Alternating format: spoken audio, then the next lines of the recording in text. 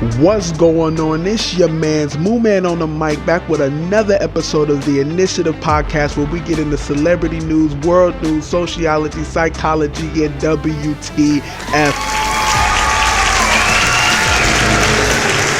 And shout out to Keri Hilson. Right now, this is going to be my first shout out, dropping her first album in 15 years.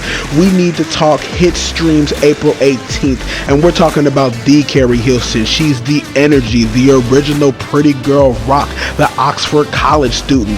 She wrote for Britney Spears, Usher, Ciara, the Pussycat Dolls, Mary J. Blige, and I'm sure a host of others. She was the clutch writer. You understand? I've always been a fan of Keri Hilson. When she disappeared, a part of my heart was broken because she had the talent. She has the talent. She was something so unique. She could dance, she could choreographer, she could do it all. And it was like, man, she was refreshing in that time when she came out. I mean, we're talking about she came out early in the game too, 2008, I want to say. I mean, I may be wrong, but it was way back in the day during the first wave. You see what I'm saying? And it's like, now she's coming back out with her first album. We need to talk. We definitely need to talk. Keri Hilson, Moo Man on the mic. I'm telling you, I want to hear it. We definitely need to sit down and talk, okay? Where have you been? We need you. The game needs you. All right, shout out to Keri Hilson one more time. We're moving on. Okay, we got the Instagram headlines right here. Loren Larossa, okay? We're talking about Loren Larossa's own Breakfast Club, okay? The brown girl grinding, and yes, she has been grinding. She sat down with Carlos King, CEO of Kingdom Reign ENT, and she got into her, TMZ exit. She got into her Breakfast Club entrance. She got into every struggle in between. I loved her on that podcast. I love the fact that Carlos King got her on that podcast. I love the fact that she finally sat down and told her, side of the transition, her side of every transition that she was going through, the struggles in between, and man, like, I've always been following Loren Larossa. Like, that's my girl. Like, she's in my heart. Like, for real. Like, I ain't even gonna hold you. You know what I mean? Like, I've been following her since TMZ. You know what I'm saying? When she broke off with TMZ and she was transitioning between LA and New York, and when her, she's a breadwinner. She's one of the life bloodlines of her family and whatnot. And getting into her story, I've always wondered what her story was. You know what I mean? Like, everyone known her as the black woman that was in TMZ. You know what I'm saying? She was gorgeous. She still is gorgeous to me. Okay, not was, still is. Okay, let me get my bearings together. Okay, listen.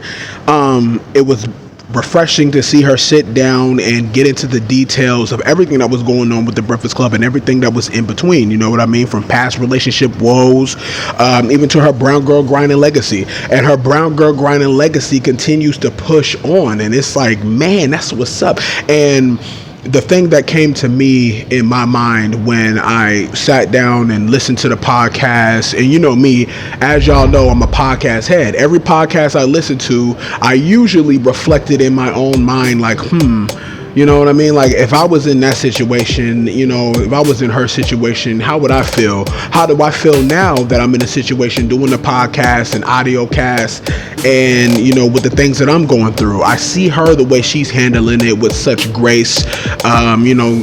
Tears did fall, you know what I mean? And that's great. It's good to cry. We all have to cry at some point in time. It's refreshing. And, just to see that going down, it was like I was thinking to myself, like, while I'm doing my podcast, like, with everything going on, my living situation is not where I needed to be. You know what I mean? At the same time, I'm being extremely vulnerable on my podcast. I try to be on every episode. I try to thank y'all as much as possible. Y'all know I do.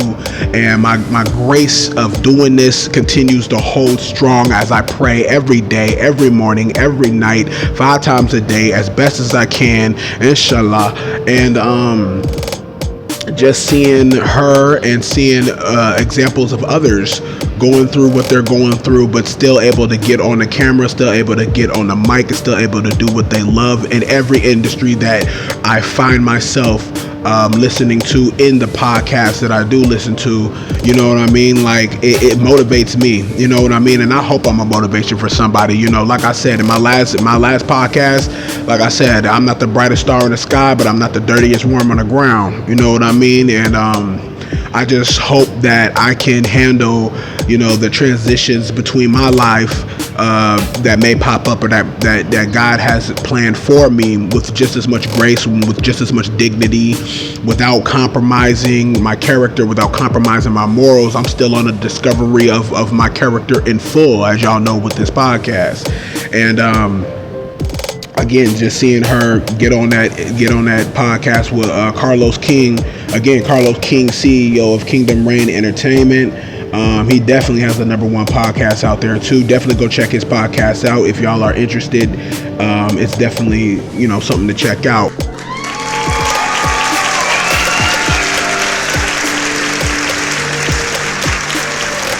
Okay, so we got some world news. I'm talking about earth-shattering world news.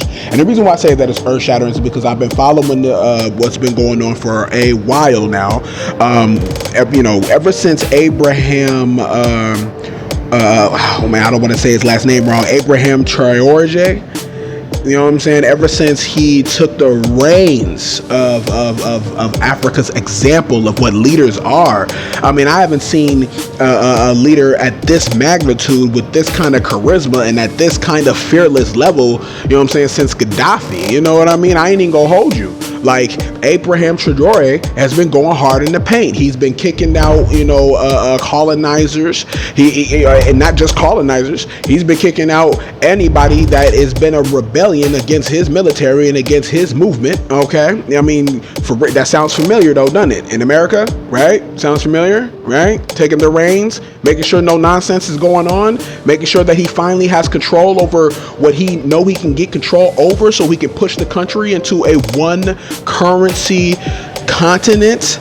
Okay, his country into a one within Africa. You know, mind you, they just created the see how state confederation, basically. You know, the see how states have grouped together.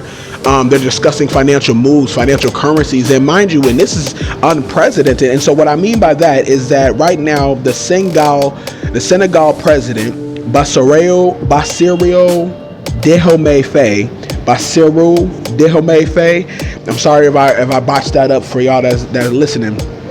He ditches the Council of Foreign Affairs French franc for a new currency shift, ladies and gentlemen. Let me say that one more time, because the French franc has basically dominated every currency, every African country's currency for close to 100 years. All right, probably longer. You know what I mean?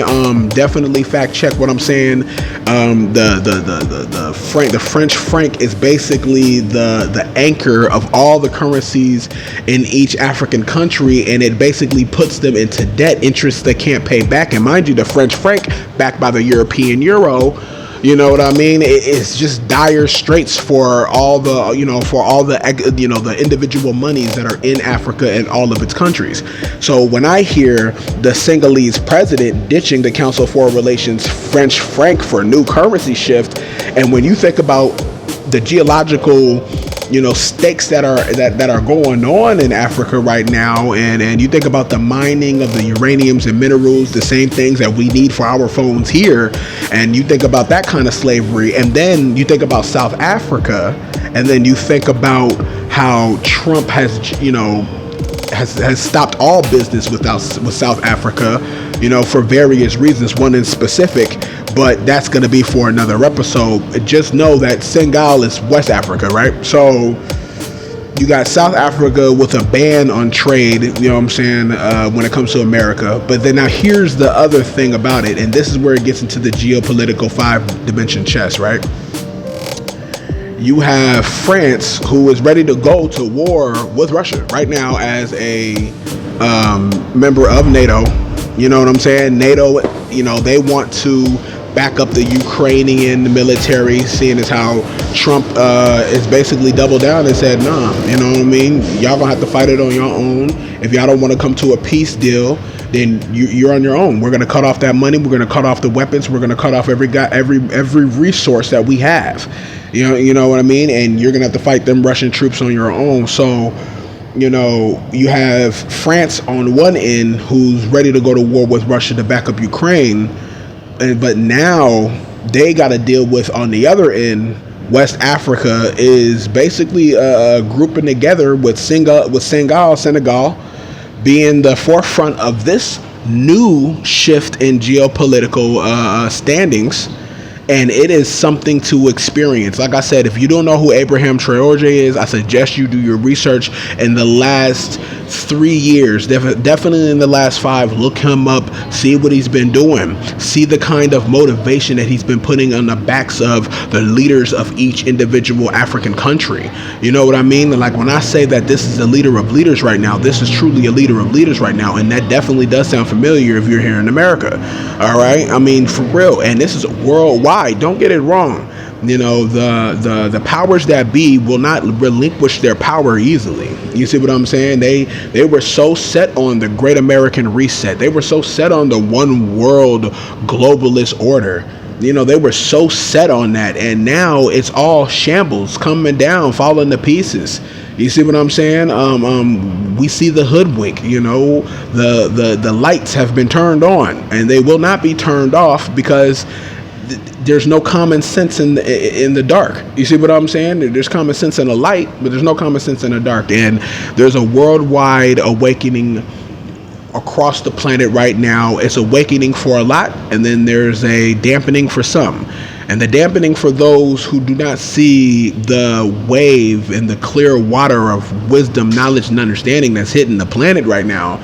If you're on the opposite end of that tornado force, I don't really know what to tell you. I don't see how you can see the growing pains going into what could potentially be a golden age of technology, a golden age of biochemistry, you know what I mean, and a golden age of just financial stability on a social level. You know, I don't see where you can see the bad in that. I don't, you know, yeah, of course, there's growing pains, but think about it like this. Healing doesn't feel good. Healing hurts, right? You know, when you break your arm or you break your leg and they reset it and then it has to heal, it hurts.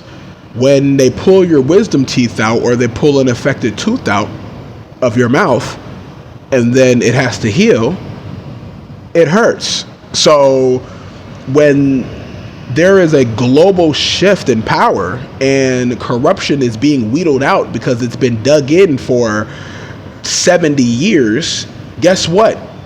It's gonna hurt.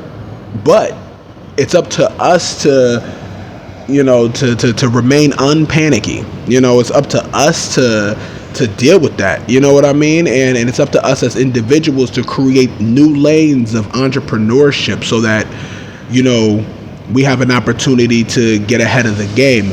But again, that's for another episode. And again, let me tell y'all once again, I want to thank all y'all for listening, and I will see y'all next time. It's Movement on a Mic.